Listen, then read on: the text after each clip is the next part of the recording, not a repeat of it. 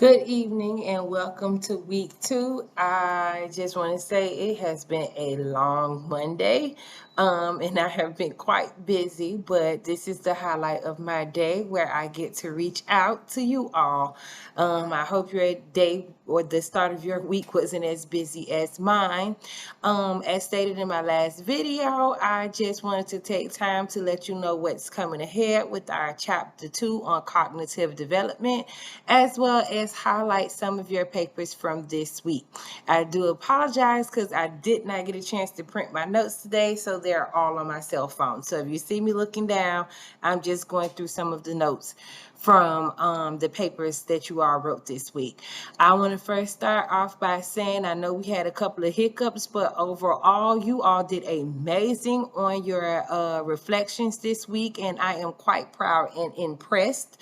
You all have a clear understanding of what educational psychology is, what a good teacher looks like. Some of you even noted what the magic teacher is. So great job on that. If I don't highlight your paper this week, I do apologize. Some of you all turned them in quite late. And as you can see, I was still grading all throughout the day, those of you who got your grades back today.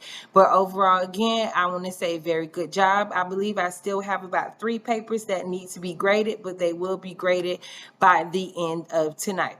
So this week you all had to talk about educational psychology, some of those theories, do a compare and contrast, as well as give your own personal reflection within your paper. Some of the ones I highlighted, Caitlin's paper talked about assessment practices and how they benefit from educational psychology. As teachers, we learn about formative assessment to guide instruction and provide feedback that supports growth. This knowledge can help educators use creative ways to complete formative assessments depending on their students' needs. Like I talked about in that first first video, I apologize. You all may have 4 different journeys to get to that one end goal. So again, as far as when you are teaching and assessment, you have to have that same mindset, and educational psychology will let you know exactly what at the stages of development what the students need as far as it comes to assessment. And Kayla Parker talked about not relying on guesswork or tradition.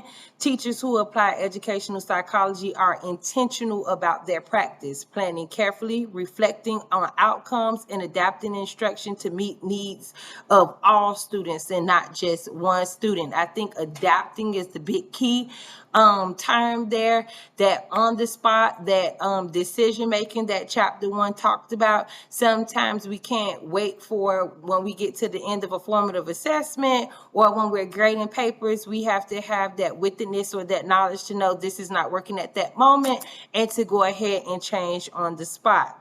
Chelsea talked about the why behind behavior in individuals' learning, and educational psychology provides that why, and the why may look different for each one of our children in our classroom. Olivia Friedman talked about educational psychology and how it provides teachers with the critical insight into how to reach students at different stages of growth. And we have to remember, not all 3rd graders are 8-year-olds. Like my son, his birthday's in August, so he's always younger than the rest of his peers. So we have to think about those developments when we are assessing our children or teaching our children as well. Then we had Felicia Lopez. She talked about there is that moment by moment decision making that goes back to that on the spot decision making and having that common sense, making that moment-to-moment decision making that making that happen in the classroom when it comes to instruction. Mr. Baker talked about the magic teacher. This is the person who can identify a problem, analyze the situation through their experience, implement a successful and meaningful lesson that connects with students and hopefully instigate that aha moment with your children. And when you see it, you'll know exactly what we're talking about. It's when that light bulb clicks in their head. It's when the students are proud of themselves. And then we had Maylene, and I do apologize if I pronounce your name wrong. She discussed what a good teacher is, and a good teacher mean does not mean that you know everything about what you're teaching, but it means knowing the most effective theories to communicate the material to your individuals or students. So it goes back to that research base. Like I talked about, we are continuous learners.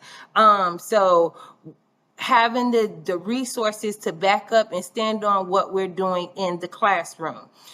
So very good job. Again, I probably missed some. I have tons of notes. I also was very intentional to make sure that I put comments on each of your all's papers. So that way, moving forward, if it was something that you missed in this paper, you can make sure you hit that milestone next time. Just remember, guys, please go back to the announcement or refer for what my expectation is on your papers as well, with as far as citations, double space, and those things. And again, if you have any questions, and I did have some that reached out about the book, that reached out about the video, I did not hesitate. Most of the time this weekend, I was on my computer and able to answer you all's questions instantly.